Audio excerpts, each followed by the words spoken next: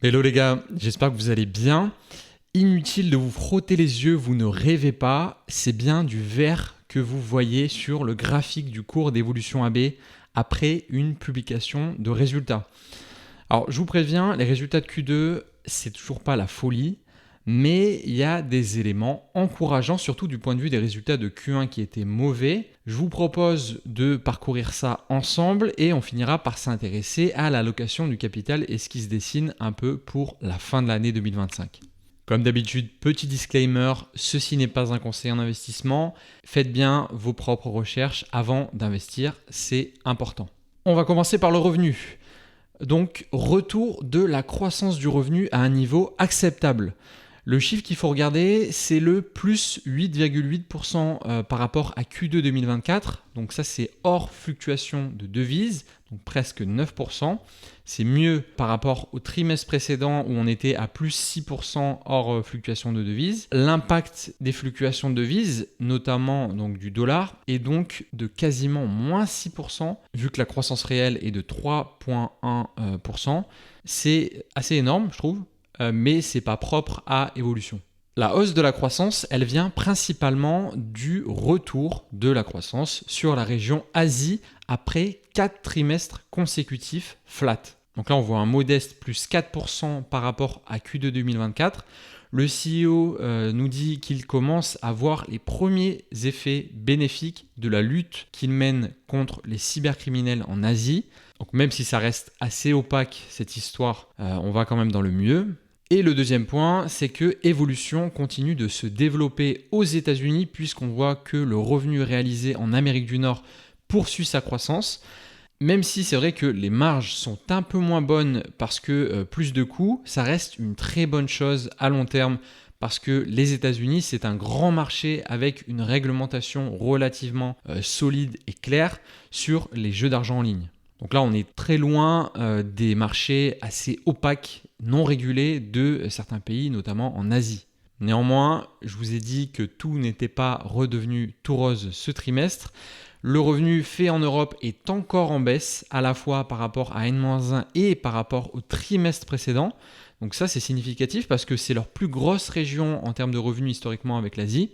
Un peu plus haut, le CEO raconte que c'est encore les conséquences des mesures de cloisonnement prises cette année par l'entreprise pour se conformer à la réglementation dans plusieurs pays européens.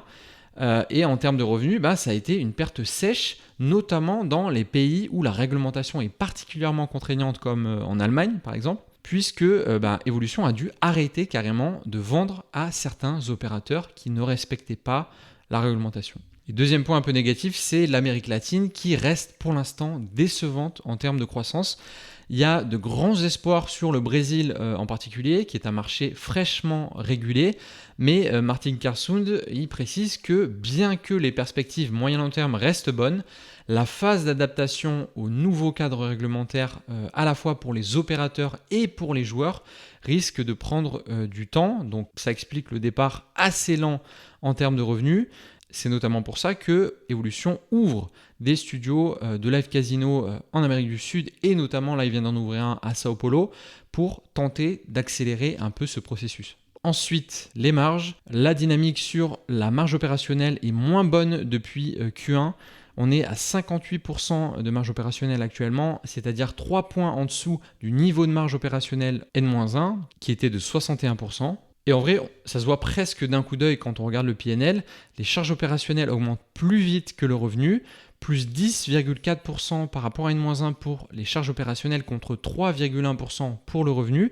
C'est essentiellement dû au développement des studios existants et aux ouvertures de nouveaux studios qui génèrent plus de charges d'amortissement sur les immobilisations. Donc ça, c'est cohérent.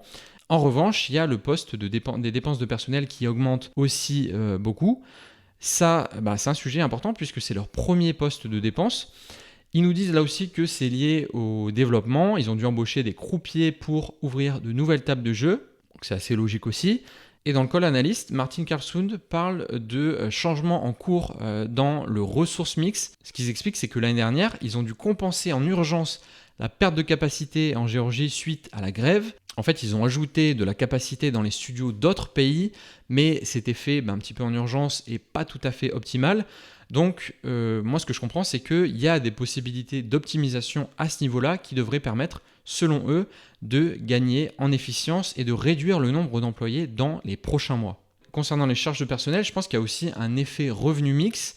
Il y a une partie de leur croissance qui vient des États-Unis et du Canada, là où le coût du personnel est tout simplement plus élevé vu que leurs studios sont situés là-bas. Ce qu'il faut avoir en tête, je pense, c'est que Evolution se trouve actuellement dans une situation où ils ont moins de croissance, mais où ils continuent leur expansion. Et la conséquence, c'est logiquement que les marges sont en souffrance, puisque la croissance n'est pas suffisante pour absorber le surplus de frais fixes qui est généré. On peut jeter un coup d'œil au cash qui a été généré à Q2 et comment ils l'ont utilisé.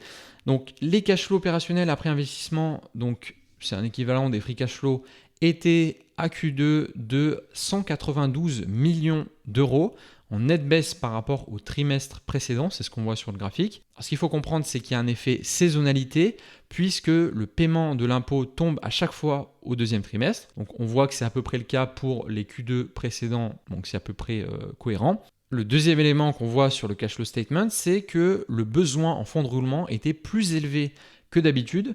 D'après ce que je comprends, ça n'avait pas été anticipé par le management et c'est juste une histoire de mauvais timing entre les entrées et les sorties de cash. Bon, c'est quelque chose qui devrait se normaliser apparemment dès Q3, donc a priori rien de très bizarre.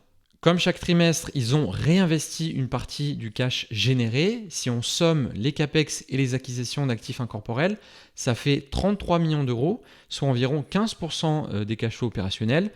Et avec le reste du cash, ils ont effectué des rachats d'actions pour 65 millions et surtout, ils ont payé le dividende annuel de 572 millions d'euros pour lequel ils avaient mis des sous-sous de côté un peu toute l'année. Donc là, rien d'anormal, ils restent fidèles à leur stratégie en termes d'allocation du capital, c'est-à-dire créer des nouvelles tables de jeux, ouvrir de nouveaux studios, développer de nouveaux jeux, payer un gros dividende au moins supérieur à 50% des bénéfices, si je ne dis pas de bêtises, et si surplus il y a et que le prix est jugé correct, effectuer des buybacks avec le cash restant. Pour ce qui est du reste de l'année 2025, le management attend de meilleurs résultats qu'au premier trimestre, c'est assez logique.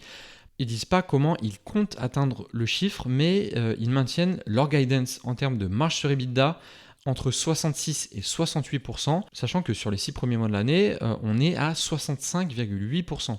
Personnellement, je pense que les prochains trimestres vont être déterminants. Pour moi, les points à suivre à Q3, Q4, ça va être premièrement le fait qu'ils confirment le retour de la croissance du revenu en Asie. Si ce n'est pas le cas, ça serait quand même un nouveau coup d'arrêt qui serait pas bon pour la croissance. Deuxièmement, ça va être suivre de près la suite des impacts sur le revenu en Europe des mesures de cloisonnement qu'ils ont prises en début d'année. Ensuite, il faudra également constater un ralentissement de la croissance des charges de personnel. C'est quelque chose qui pourrait faire du bien aux marges. Et enfin, on n'en a pas parlé, mais dans les prochains mois, Evolution devrait finaliser l'acquisition de Galaxy Gaming qui devrait lui permettre de consolider sa position sur le marché américain. Le coût total de l'acquisition, dette nette incluse, est quand même de 124 millions de dollars. Donc il faudra suivre ça et voir s'il leur reste du cash en plus pour poursuivre les rachats d'actions sur la fin d'année. N'hésitez pas à me dire ce que vous pensez de tout ça en commentaire. Est-ce que vous tenez bon sur la valeur ou est-ce que les challenges passés et actuels ont eu raison de vous? Dites-moi ça en commentaire, c'est toujours un plaisir de vous lire. Vous pouvez aussi mettre un like et vous abonner pour supporter la chaîne. Merci d'avoir regardé la vidéo jusqu'à la fin. On se dit à très vite. Ciao!